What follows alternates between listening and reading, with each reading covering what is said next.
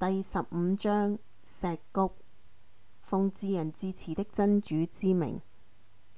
艾列弗、良木拉爾，這些是天經明白的古蘭經的節文。不信道者或許要希望他們原是歸信的。你聽任他們吃喝玩樂吧，你聽任他們受希望的誘惑吧，因為他們不久就會知道的。我不毀滅一個城市則已，但毀滅它就有一個可知的定期。任何民族都不能先其定期而滅亡，也不能後其定期而淪喪。他們說：受幹事教誨的人哦，你確是一個瘋子！你怎不超視我們一些天使呢？如果你是說實話的，我只憑真理而幹事天使。到那時，他們是不蒙喚迎的。我確已幹事教誨，我確是教誨的保護者。在你之前，我確已派遣了許多使者，去教化古代的各宗派。沒有一個使者來臨，他們則已；但有使者來臨，他們都加以嘲笑。我這樣使愛好嘲笑深入罪人們的心。他們不信我的教誨，其實古人的常道已逝去了。假若我為他們開闢一道天門，而他們從那道天門繼續登天，他們必定說：我們的眼睛受蒙蔽了，不然我們是中了魔術的民眾。我確已在天上創造了星宿，我為觀察者而修飾天空。我保護着天，不許任何受詛咒的惡魔得以侵入，但竊聽的惡魔則有明顯的流星趕上他。我展開了大地，並把許多山岳安置在大地上，而且使各種均衡的東西生出來。我在大地上為你們和你們所不能供養者而創造了許多生活供養。每一種事物，我這裏都有其倉庫，我只依定數降下它。我派遣滋潤的風，我就從雲中降下雨水，以供給你們飲料。你們絕不是雨水的蓄藏者。我確是能使萬物生，能使萬物死的。我確是萬物的繼承者。我確已知道你們中先進的，我確已知道你們中後進的。你的主必定集合他們，他確是智慧的，確是全知的。我確已用黑色的成形的黏土創造了人。以前我曾用烈火創造了精靈。當時你的主曾對天使們說：我必定要用黑色的黏土塑造人像而創造人。當我把他塑成，而且把我的精神吹入他的塑像的時候，你們應當對他俯伏叩頭。隨後天使們一同叩頭，唯獨伊卜劣斯不肯叩頭。主說：伊卜劣斯哦，你怎麼不叩頭呢？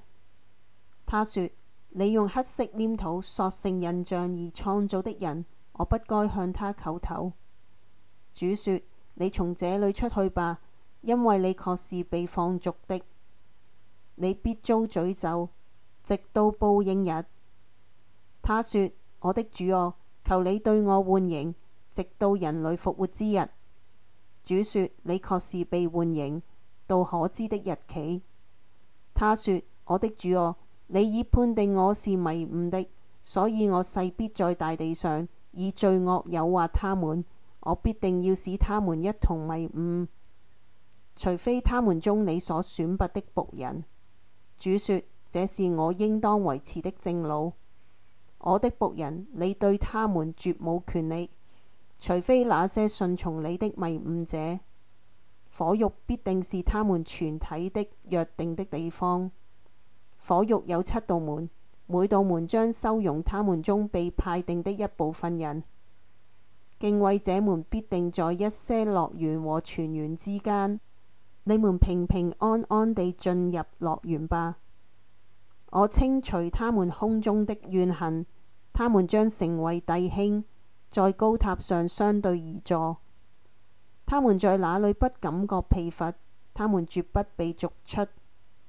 你告訴我的僕人們，我確是至赦的、至慈的，我的刑罰確是痛苦的。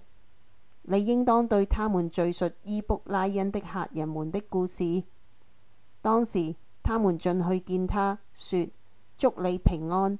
他說：我們確是畏懼你們的。他們說：你不要畏懼，我們的確以一個聰明的男孩向你報喜。他說：我已老邁，你們還向我報喜嗎？你們以什麼向我報喜呢？他們說：我們憑真理而向你報喜，所以你不要絕望。他說：除迷誤者外，誰會絕望於真主的恩惠呢？他說：使者們啊，你們有什麼差事呢？